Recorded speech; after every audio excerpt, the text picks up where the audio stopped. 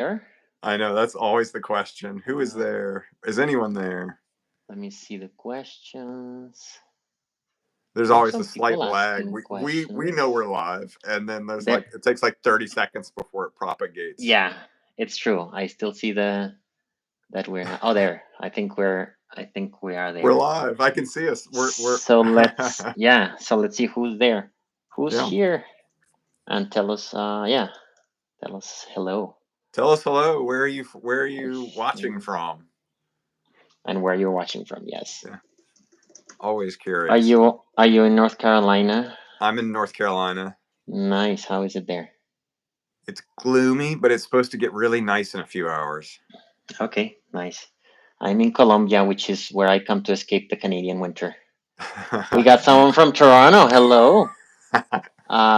Someone from France. Yeah. Hello, France. Comment ça va? India. Nice. India. Late at night in India. This morning. Yeah. Someone's not getting any sleep. UK. Wow, more India. From India. I gave a talk in India this morning. Vietnam. Enjoying your book on neural networks. Like that's 2 a.m. That's you. Egypt. Holy smokes. Wow. Someone wants to know when I'm gonna post about, or you might post about DeepSeek. We should post about DeepSeek. Yeah, we'll talk about DeepSeek today, by the way. We're going to talk about it today. Yeah, exactly. We're going to demystify definitely. It. Clearly explained. Brazil. Oi, Brazil. Brazil. Germany, Nepal. Wow. Nepal, Germany. Nice. Very cool. Bam. From Sweden, Greece, Bangladesh, Singapore, New Denmark. Zealand. Wow. Lithuania, Turkey, Vietnam. Amazing. Yeah. All right. Right. Perfect. Well, let's. How's your book going, by the way? I've heard great. Oh yeah, hold on. We're supposed to do stuff. Please show the book. Hold on. You have it there. Uzbekistan, LA, Iran, Canada, India, Ukraine. Wow. It's here. There it is. Amazing. Hooray. The StatQuest Illustrated Guide to Neural Networks and AI. Love it. What a great book. Yeah. So the book is out. I'm really excited about it. You can get it most places. You can get it on Amazon. Other places, like in India, for example, you have to get it directly from the printer.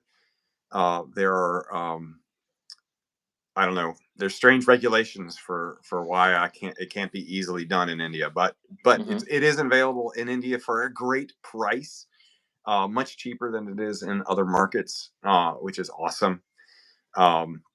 But regardless of the price, it's an awesome book. I love it. It's got tutorials in PyTorch. So not only will you learn about neural networks, you'll learn how to code them as well. So that's my shameless self-promotion. I'm really proud of it. I spent a lot of time on it. And it's not shameless if I promote it. So I'll say it's amazing. I had the honor of actually checking it before, and I loved it. It's a wonderful book. Lewis was one of my fact checkers. I've never seen a whole transformer worked out with numbers. I gotta say, I tried and failed, so I'm very happy you did it. It worked out really well. So great book. Yeah, I did that work, so no one ever has to do it again. Thank you for in the name of humanity. We thank you. Glad. Yeah. So any new material coming up on your end? Well, funny you should ask. My deeplearning.ai lesson or whatever it is, it's a short course, excuse me, it's called a short course, comes out a week from yesterday. So this coming Wednesday, my deeplearning.ai short course on attention, everything you ever wanted to know about attention and coding attention, comes out right on the heels of Jay Alamar's lesson. His just came out yesterday. Yeah, Jay and Martin. So we've got, and I think his is all about the sort of larger scale, sort of the big picture of transformers and things like that, whereas mine zooms in on one of the key things, the things that make transformers so much different from a lot of other neural networks. That's fantastic. Yeah, I really, I've been planning to watch that course. Very excited about it. I'm definitely excited about yours. Yeah. What's the name of the course? I can't remember. Okay, but it's about transformers. It's like attention for deep learning or transformers. I don't know. They came up with some catchy name, that I can't remember. So it must not be that catchy. But it comes out. It's all about attention. It'll be with Josh Starmer, presumably. So if you just look for anything by me, you'll find it. Okay. So. Great. Yeah, those deep learning AI courses are really, really cool. Yeah. Yeah, I have some stuff on attention coming up to us. I think I finally understood a few things. So I have a video coming up. That's so exciting. I see attention as gravity, right? Like words pull each other, kind of like similar words pull each other, the way two planets that are close pull each other. Oh, and if they're far away, they don't pull each other. So Yeah. I see it as like you have words flying in the embedding, but if they're, but based on what you're talking, they pull each other like gravity.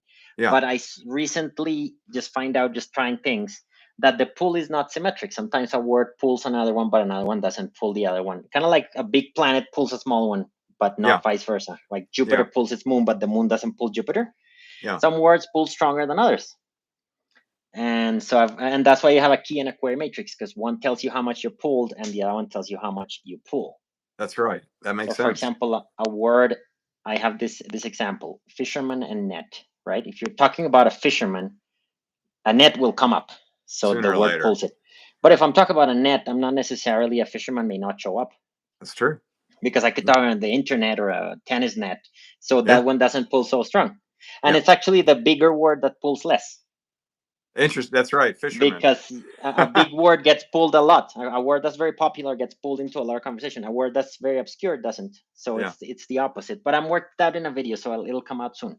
Oh, that's very exciting. Yeah. Right. Cool. Well, let's see. We're definitely going to talk about DeepSeek, and we're definitely going to talk about whatever questions people have. I see a lot of. One is it about the title of the book. Can you type it, by the way? Can you put it in the chat? I can type it. It's called because it was backwards. StatQuest Illustrated Guide to Neural. It's a mouthful. Networks and AI. Here, I'll put a link to it too, to where you can get it, because everyone should have this book. Definitely put the link. Here is the link.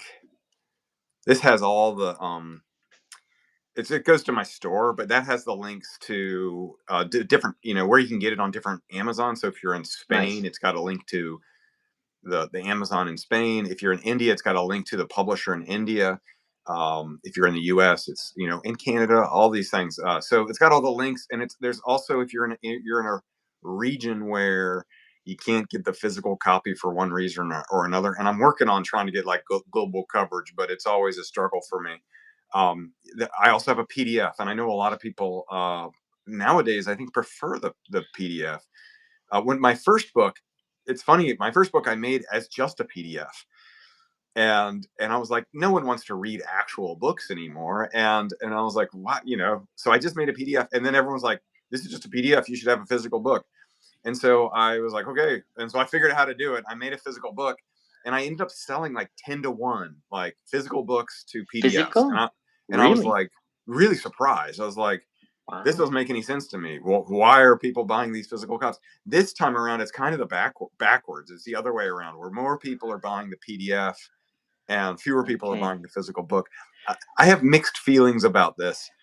Maybe people want what they can't get. Whatever you do, they would like the other one. the mixed feelings, though, are like, once I actually, like, I'm like, PDF makes sense. It's easier to search, easier to navigate. But once I held the physical book in my hand, I was like, oh, I love it. And so I'm like, everyone needs this one, right? Because it's awesome. Kind of like, yeah. I still have that. I mean, I still enjoy more the passing the pages and stuff. I would like to not. I would like to have, be more of the and actually some ebook, not all the time, but sometimes, like, I'm starting to think of like maybe using two. You know how you can, if you could draw a picture across 2 pages. Yeah. And that might be harder to see in a PDF. So I guess I have to be careful not to do that, but it's always very tempting. Okay. Yeah, that must be. Yeah. Huh. Right. Interesting. Anyways. Cool. I see some people showing love. I know, and people are just ordering it. So hooray! Thank you very much. Yeah, that's awesome. Cool. Yeah. So, well, Lewis, should we just dive in the deep end and talk about DeepSeek? Let's do it. I'm so excited. I love it. Yeah. I've been using it so much. I mean, yeah? it's incredible. Tell me For about logic, it. What are the things you've been doing with it? I mean, I do a lot of thinking. It's my body for thinking. I mean, Okay. I just bounce back ideas. I go, hey, what do you think about this crazy idea of explaining, I don't know, Transformers with a chicken and and it catches it, right? Like it catches it and it starts going. And then I ask it questions and questions, logical questions. I push it with the math. It's much more like it still makes the occasional mistake, but it's just a lot more accurate than ChatGPT. I mean, it's crazy. Yeah. The fact that it's so small, like I believe you can use it offline, right? You can use it locally because it's so much smaller. Well, they have 3 different versions. That's sort of the mystery of DeepSeek. They have 3 versions. They've got one that's sort of like a prototype, 2 the one that's like the R1. That's the one that everyone's kind of going bonkers about. And then they have these things called distilled versions. And distilled versions are basically like, so Facebook or Meta, excuse me, have something called Llama. They have a model called Llama, which is relatively small. And what they did is they trained Llama, which is a relatively small model, to behave like the full-blown DeepSeek, and they call that a distilled model. Oh, that's interesting. Yeah. So it's an open source sort of model, and it's relatively small, but it's basically based off of another open source model. And I think they did 2. I know they did Llama, and there was another sort of open source thing that they also that was a relatively small model that they trained to do these things. I feel like distilling is a genius way to do kind of like a dimensionality reduction, right? Exactly. Because it's kind of like you have a big model that knows a lot of stuff, but it Yeah. may be over parameterized, but you don't really know where they are. Yeah. But if you use it as a teacher to teach a smaller model, then it gives it the right knowledge, and this one is forced to learn it with less parameters. That's right. And yeah. And just like PCA or any kind of dimensional reduction, you might lose a little some stuff. Some information is lost. It's not perfectly lossless, but the loss to cost ratio is like bonkers, right? So you get this really awesome model that you can run maybe on a laptop. Who knows? And I know for example, so I used to work at a company called Lightning, and now they've got this whole thing set up so they're serving. You can have your own version of the R1 model running, and you don't have to worry about privacy all of a sudden because it's your own, right? Exactly. And I think that's super cool. I think that's like a huge change. Yeah, it also kind of broke that paradigm of like, if you want this to work, you need a ton of processors and GPUs and money and resources. Like all of a sudden, I feel like a university could train one of these. Like it's still big, but it costs I don't know, in the millions of dollars, right? Not in the hundreds of millions or in the billions. It's definitely, to me, it shows that that you can that human intellect fits in on a smaller place, and it just opens the door for a lot. So I think one thing I want to get out early on in our discussion of DeepSeek is that there's a lot of people that are like, this must be fundamentally different than anything we've ever seen before. This has got to be a whole new technological revolution. And what's surprising is it's not. It's still a transformer, probably just a decoder only transformer in its essence. The big difference is how it was trained. And it's not necessarily so it was specifically trained to be a reasoning model. And reasoning models are specifically trained to do things one step at a time. And the way they're trained to do that isn't rocket science. They're just given training data that has, answer this question, and then the known answer is this long one step at a time thing. And so it sort of learns how to make answers that have the same format as what it was trained to do. And the other thing is, so it's fundamentally, it's still a transformer, just like we've had ever since 2017. Yeah. They just specifically trained it for reasoning, for answering questions in a step-by-step way, rather than just answering factual questions, which is a different process, right? If you want to say, hey, what's the capital of France? You don't need it to do a step-by-step answer, like France is a country in it just Europe answers. on the planet Earth. You don't need this step-by-step thing. So this model, believe it or not, isn't actually that good at those kinds of questions. Those sort of like, let me just give me the facts.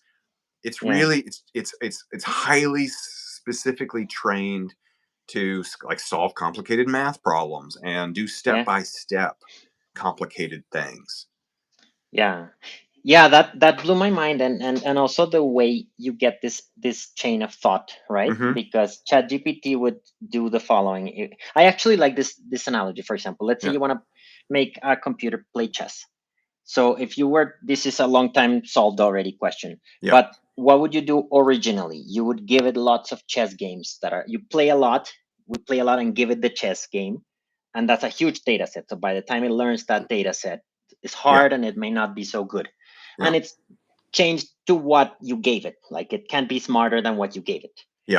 On the other hand, when they finally broke chess, they just made it play with itself, and they said, you win or you lose. I'm going to tell you just that, and you figure it out. And it started backtracking the way a neural network breaks down things.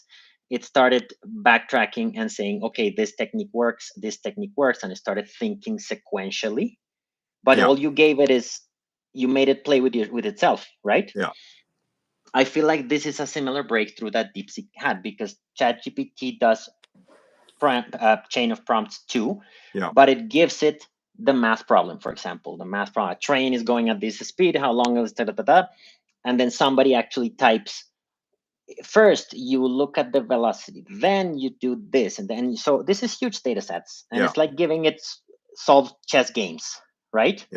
What did DeepSeek do? It skipped that fine-tuning, that process completely, and it just made it play with itself. And these models are better understanding than creating. So it would just give it the math problem, say it's good or not, and it would make it play a game, a reinforcement learning game, to see if it wins or not. And just like in the chess RL neural network, it would start thinking sequentially by itself. So it would mimic our sequential thinking, not from the data, but from the fact that it's the optimal way to solve the problems. That's right. So all of a sudden, fine tuning is the most expensive thing, or is one of the most expensive things in training these big models. You need lots of people, lots of resources. This did it by itself. So that's what the R0 model does. That's the R0. It's all reinforcement learning. So just possibly a shameless self-promotion, but Louis, you have some videos on reinforcement learning. Thank you. You're so kind. Thank you. I do. I am very, very kind of you. So if you want to learn more about that, definitely check out. I have 4 videos on reinforcement learning. One is RLHF, reinforcement learning with human feedback. Then PPO, DPO, which are 2 options of it, and an original deep reinforcement learning video I made a while ago. So I may make something more on this tone of how DeepSeek uses RL, because I definitely find it so exciting. And so that's exciting. Don't you have material on RL as well? Because I know you're talking about RL pretty soon in so I've got some videos coming out on it as well. Mine are more, my early ones are going to be more fundamental, where all I'm going to do, the goal is to show the main concepts of reinforcement learning, how it's basically the example I have is, I've got my 2 guys. I got Norm and Squatch, and they're selling French fries, and I can't decide which place to go to get French fries. I love it. And so I flip a coin, and I go to Squatch, and he gives me a small order of fries, which is disappointing, because I want a lot of fries, right? And so I update the way I decide which place to go based on the order of fries I get, and then so the next time, I'm a little less likely to go to to go to Squatch's, because he ate half of my fries, and maybe a little bit more likely to try out Norm's. And so I try out Norm's, and what it is I show how this trial and error way affects how I'm going to make the decision in the future. So it's basic concepts. And then I show sort of in a very basic way how, in the next video, is how reinforcement learning can be applied to like the most simple neural network. I'm not talking about deep crazy transformers and things like that, and reinforcement learning with human feedback. It's just basic, like, what are the concepts? How does this, where should I go to eat fries example that I gave before, how does that then apply to a real basic neural network? And we kind of walk through that. And then, because I can't help it, I've got a third video that derives all the equations so that you see how backpropagation works in that context exactly. That was when I was doing research on this. That was one thing I didn't see, was someone like doing the step-by-step, just like my transformer, you know, where I show the math one step at a time. I've got a video like that where I'm basically, I'm showing how one parameter in the model gets changed with reinforcement learning every iteration. And I do all the equations because I'm compulsive that way. I love that. And I love that you leave it for a different place. So like you could just go full conceptual thinking about French fries. By the way, I love food examples. I have a special place in my heart because it activates some part of my brain that gets excited and I learn more. So a lot of my examples are food examples too. And then you keep the math for the end. I think that's very useful because some people want to see the whole thing. Some people don't want to see the whole thing. Some people don't want to see any of it. That's fine with me. I think it's perfect. I've been trying to do that as well. I keep the math for the end. Fantastic. Well, I'm excited to see those videos.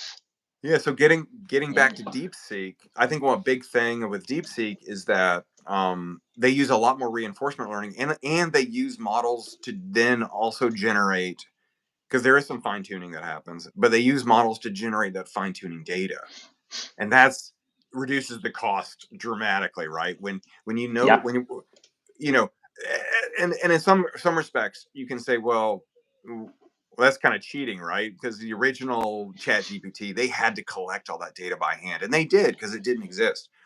But now that they've created these models that are, I mean, it's not cheating. It's just like, it's being practical. I mean, if you've got models that can generate a data set like this, rather than having to hand curate it, go for it, is what I say. I mean, that's ChatGPT's philosophy, right? It's like if I produced an image and it looks a lot like something else, it's not. So I mean, it's the same concept all over again. And I mean, I think it's human knowledge. I mean, and there was a controversy, right? When it first came out, there was, ChatGPT got all upset because they were like, hey, wait a minute, you actually used our model to generate your fine tuning data set, and that's cheating. That violates our user agreement. But then everyone was like, yeah, but you guys like took all this copyrighted material from the New York Times and didn't pay for it or ask for it or anything. So there was there wasn't a whole lot of what do they call that, alligator tears or something like that. No one was really crying. They had no moral grounds, really. So, but it seems like reinforcement learning is the big news of this time, in that you can, with minimal fine tuning and sort of spending more time on the reinforcement learning, you can get models that are fantastic. Yeah, it's pretty much the fact that you can train yourself, play with your own games and train yourself. I think that's genius. Also, I think they did a great job with mixture of experts. I feel like when you prompt DeepSeek and it's a math question, it just activates the math part and forgets about the rest. And so that's even on inference time, that's good, because that's not for training time, but for inference time, like it's faster because it focuses on a certain part of knowledge. Exactly. So I think that, I think to summarize sort of DeepSeek and the innovations are one, it's the same fundamentally, it's still just a transformer model, and that's the same as it's been since 2017. There hasn't been changes in that respect. What there have been changes in are how it's been trained and how it got the data to use to the fine tuning. Those are sort of the major things. It's trained with a lot more reinforcement learning, and most of the fine tuning data was generated from other models, rather than having to be hand created. Yep. And it uses that strength that model has, that they can understand something better than they can create it, you know? There's like a thing about ChatGPT cannot tell good jokes. These models tell really bad jokes, but they can explain them really well. Yeah, exactly. Right? Why is this joke funny?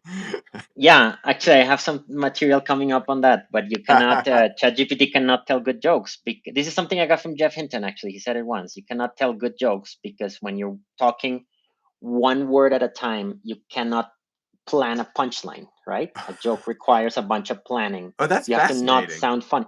ChatGPT or models start sounding funny immediately. Yeah. Right? They start saying, it's like a kid telling a joke. They try to sound funny in every word and the joke doesn't come out well. You have to plan it and be sneaky, right? Not turn on the funny to the max. That's Whereas, right. You can't start laughing at your own joke until exactly, like you can't be like right. But it understands it really well, right? It understands it really well because it can look back. These models, I see them like a car that you cannot see too much to the front because the headlights are low, but the rearview mirror is humongous. You can look back and understand any joke you want, right? Like you can understand anything. Yeah. Because it just looks back, right? Yeah. And so these models have a thing that they're good at understanding, bad at creating, which is, good at understanding. They've been forever because predictive AI means understanding. Yeah. Right? Creating is hard. Yeah. And so when you use that strength and you say, okay, I may not know how to solve the problem so well right now, but I can tell you if a solution is good or not. Yeah. And then you have a reinforcement learning problem immediately because I don't know how to play the game, but I know how to grade it. I know how to get rewards and not. So it's using its own weaknesses and strengths to build a reinforcement learning framework, and then just skyrocket from there. Yeah. So I think it's genius. Yeah. I love it. And I just can't help but think of like, if I had to train a neural network to tell a joke or create a joke, how would I do that? Is there a way, is there like a way you could like pad the tokens or something like that? Like, I don't know. There's got to be some way where you say, think of a punchline. Yeah.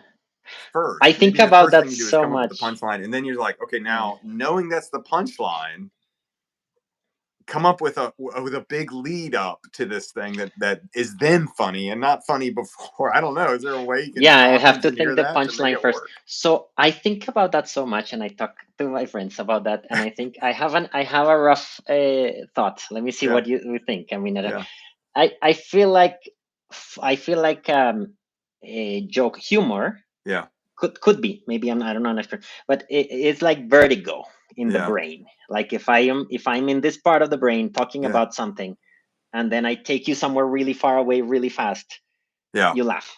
Yeah.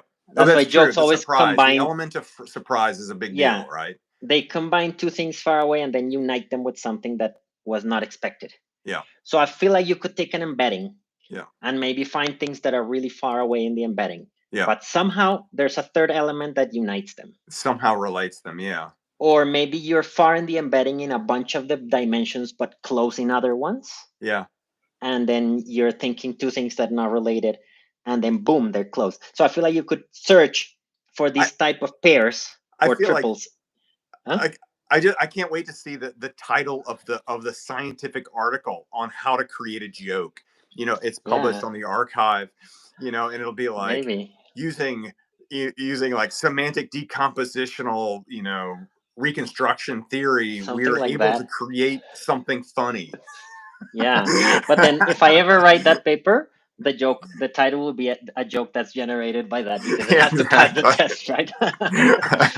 Anyway, so I feel like, I actually want to one day just start playing with it to see if I can prompt it to make better jokes, because you can just prompt the pairs and then be like, okay, make a joke about this, and then it works better because the jokes are terrible. Well, I think the irony of the scientific paper about how to make a joke it'd be completely dry and no humor at all. You just make it the most boring paper in the world. Thing you ever read. Yeah, definitely.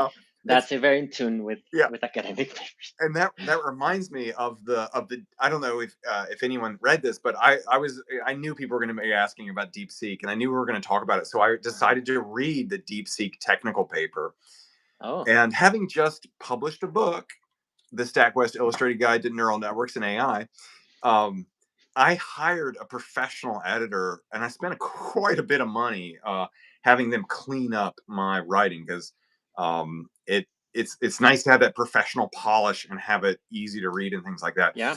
And I've been working with this editor for basically months at a time, going through every single page, every single sentence, with a real fine-tooth comb. And then I read, but obviously you can hire a person, but also there's programs like Grammarly, and there's all these AI sort of grammar checkers out there. You can't even on a Mac nowadays, you can't help but even type, and it's like, you want me to clean that up for you? This is not a good sentence. So there's all these tools for writing sort of like grammatically correct sentences. And DeepSeek didn't use any of them in her technical report. It is one of the poorest editing jobs that's funny. I have ever seen. It's like there's no consistency with their nomenclature. They call things different things at different times. They hyphenate some things sometimes, and they stop hyphenating at other times. It's completely like random, and there's no consistency across the document as a whole. At no point did they have an editor, AI or human, read through that thing and go, guys, we need to fix some of these things. They were like, nope, we just need to publish that thing now. Why didn't they just put it through their own model? It could have fixed it completely. Fixes all their my own model stuff. would have done a better job writing that thing. So we have a saying in Spanish that says the in the house of a blacksmith, the tools are made of wood.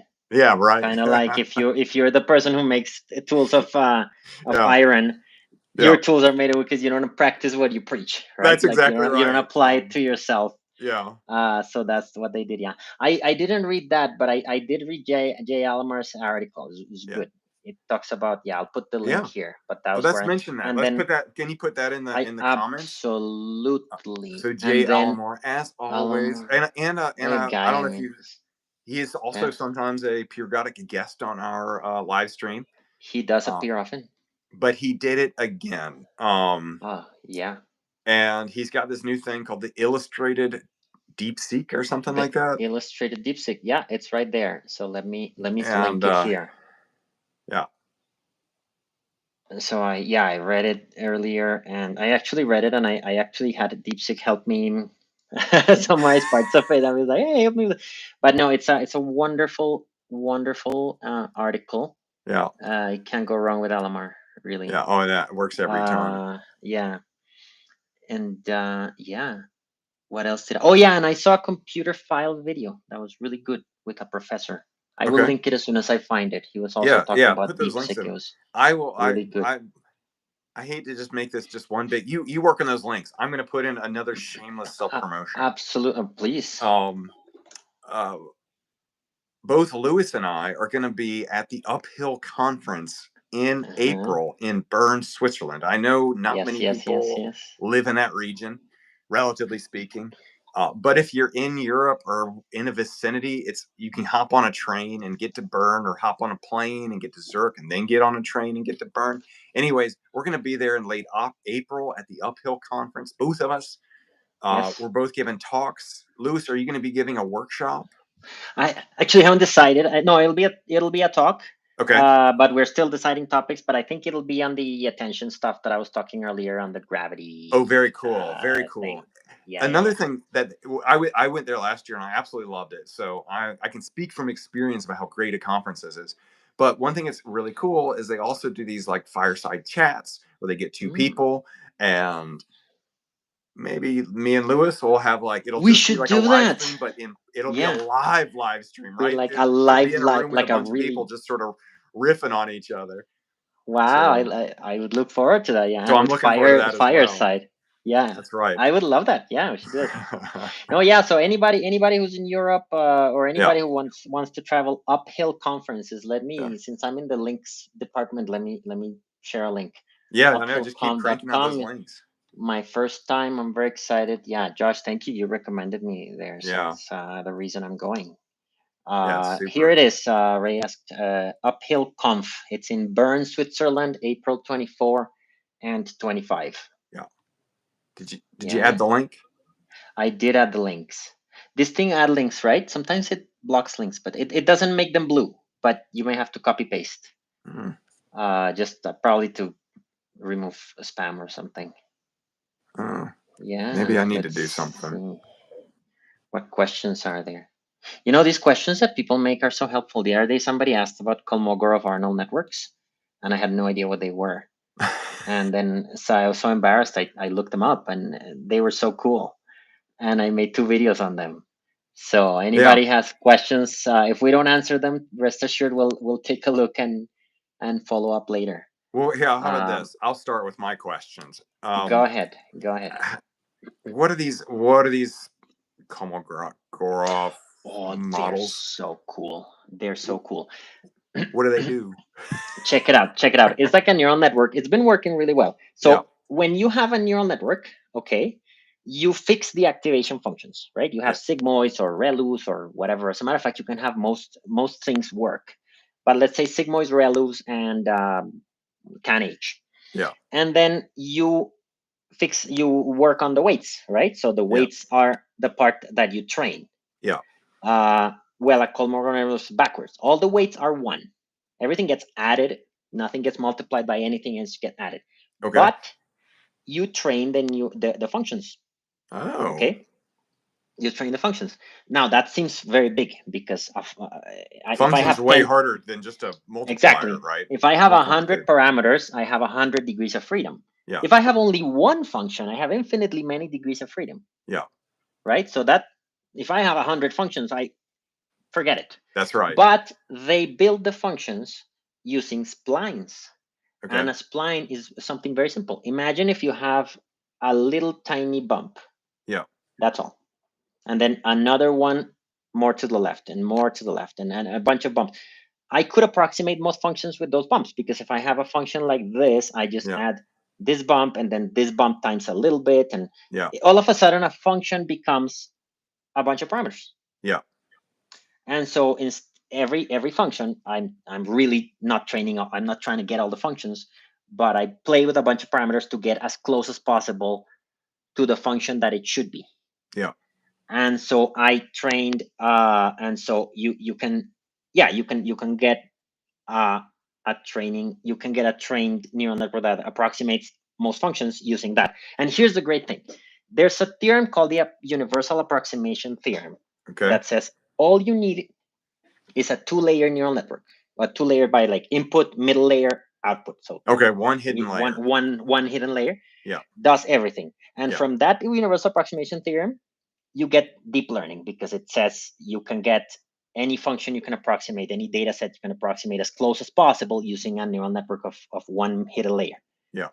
So if you take the universal approximation theorem and instead the Kolmogorov-Arnold theorem tells you that you can approximate any function with a 1 hidden layer Kolmogorov-Arnold network. Okay. Right? So you just change the theorem and you get a different area of deep learning completely that in theory can reach anything.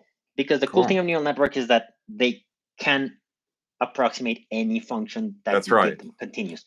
So the same thing happens with the Kolmogorov-Arnold Arnold network. So I was very excited. And I just came out from someone's comment. I actually don't know who they are because I couldn't get the thing back. So if you're there, I thank you so much for putting that question. Yeah. So Louis, I have another question then. I saw this, someone asked it in the chat as well. And I don't know the priority of the questions in the chat, but this is one that caught my eye. Since we were talking about different types of networks, do you know what Bayesian neural networks are like? Can you talk about those at all? Bayesian networks. I may be wrong, but I think they are these networks where like you have probabilities kind of moving, right? Like you have A and then B, and then here you have P of A given B, or are they those? I don't actually know. I have not looked at them. I know the basics of Bayesian statistics. Okay. And it is my sincere hope that I do a series of videos on Bayesian statistics in the near future, because I know how to do basic stuff with it. I know how to do like the Bayesian equivalent of a linear regression and a Bayesian equivalent of a t-test. I know how to do those things. And I've got the visualizations up in my head. They've been there for years. And so I'm dying to get them out and make a video with them. but I don't really know, like, when someone's like, Bayesian neural network, I'm like, I don't really know if they're like what they're doing with that. So I have no idea what a Bayesian neural network is. Okay, yeah, no, me neither. Let's find out and make some videos about it. Exactly, right. I look forward to your maybe video. that's going to be your next, a little, like, you can do this, but before the next live stream, you can work on Bayesian networks, or at least Maybe Bayesian, then I'll know. Yeah, so many things. Somebody, yeah, I definitely, what I've seen before is a chain of events, right? Yeah. Like Bayes' theorem is P of A given B times P of B.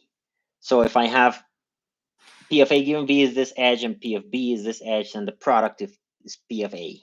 Yeah. Right? If I have all the probable possibilities, right? Because I could have P of C given B and D, and I add them and I get Bayes' theorem. So I feel like it's on that note, the Bayesian networks, but I don't know if Bayesian neural networks is a completely different thing. It could be that it models this Bayesian network using a neural network. I don't know. I'm very excited now. I'm very curious. Very cool. Yeah. So yeah, somebody says Bayesian networks coming soon. Yeah, definitely. That's right. So yeah, let's look for some other questions on here. Let's see what we got. Let's look at what else is coming up. Yeah, I see some good questions here.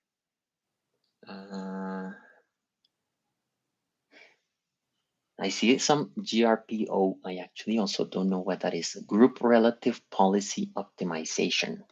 So that's a type of that must. Oh, so that's they came up with a new reinforcement learning. They didn't. I don't know if it's a new one, but they used a relatively new reinforcement learning algorithm. I guess that's the GRPO, that policy optimization.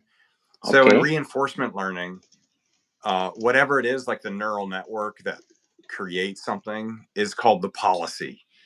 Because it's the set of rules that gives you some sort of output.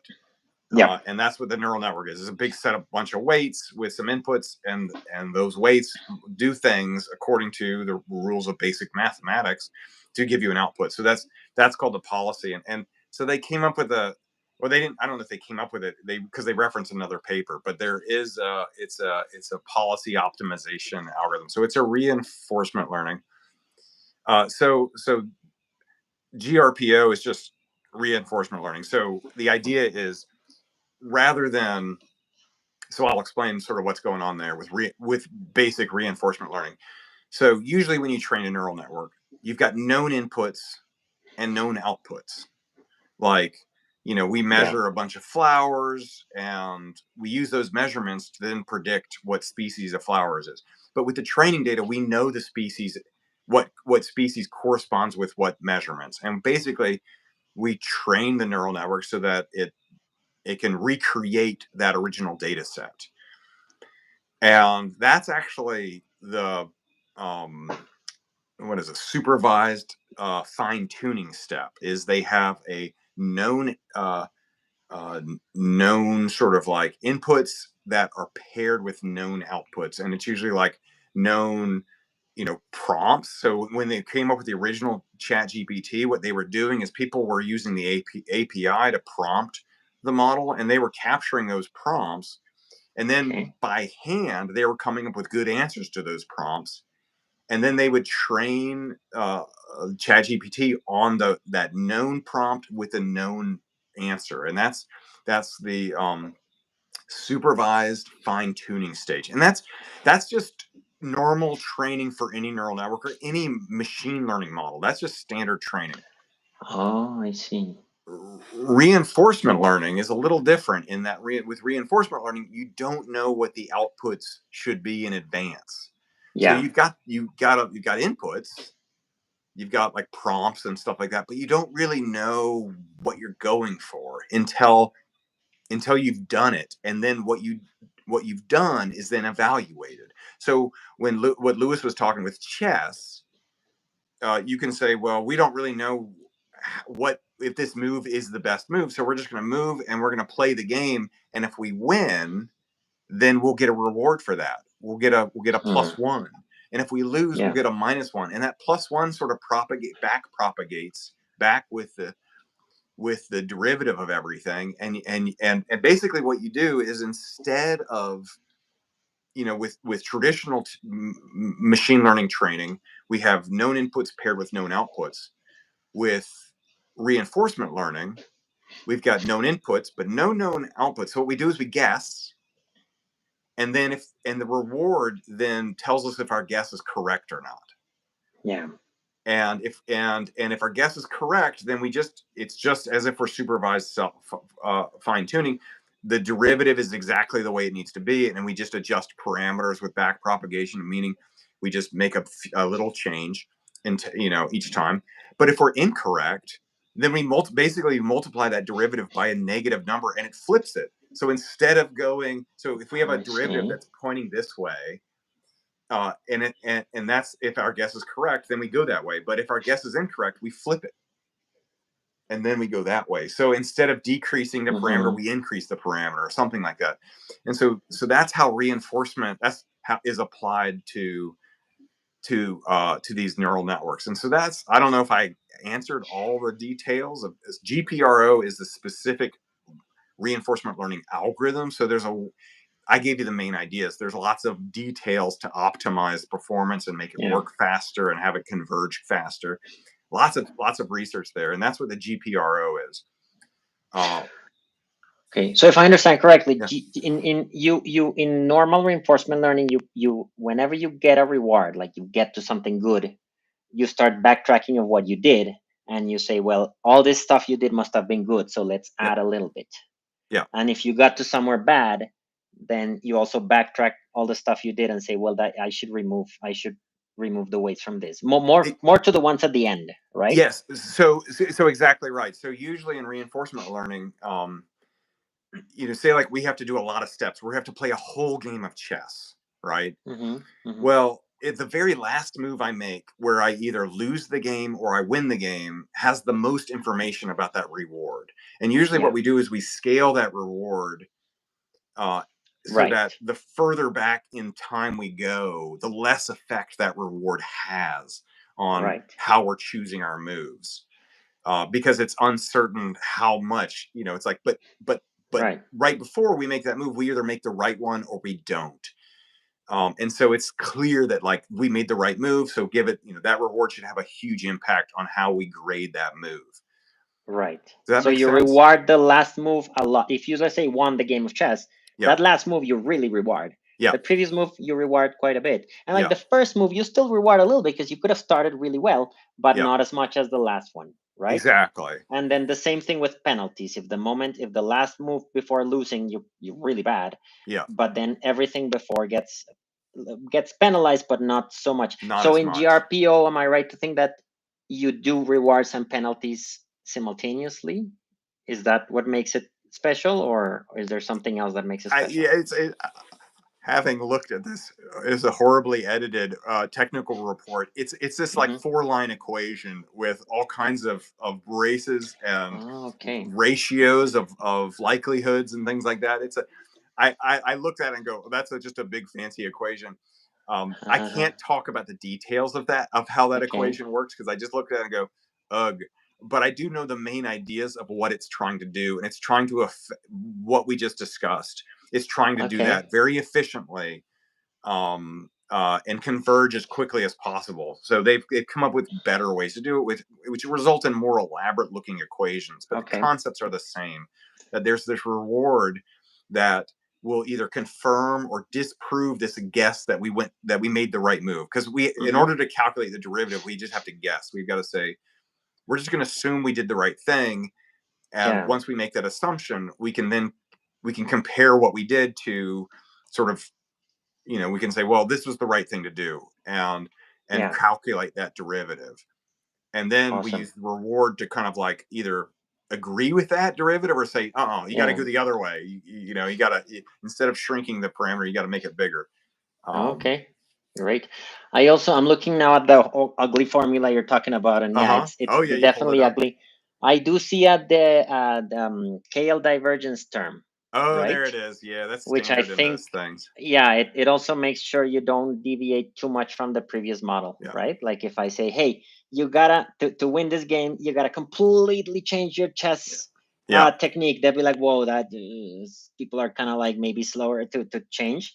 So there's that KL divergence between the model and the new model. They have to be kind of close because you have to not change. You don't want to change too much too steps. Soon. Yeah, you don't want to question all your ways of playing chess. You want to add a little bit. So I feel like interesting. I learned so much from these questions. So Louis, do you have a video on the KL divergence?